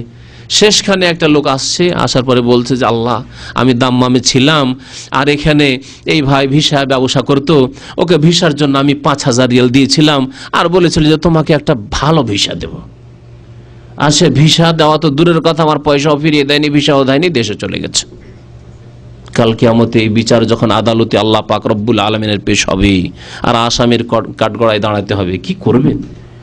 নেকি শেষ হয়ে গেছে, দেশে যে লড়াই গড়ি করেছিলেন, মারপিট করেছিলেন, জুলুম অত্যাচার করেছিলেন, আর কত রকমের জুলুম করেছেন, অন্যায় করেছেন, ওগুলোতে নেকি শেষ হয়ে গেছে, এখন এইগুলো পরিশোধ করতে হবে।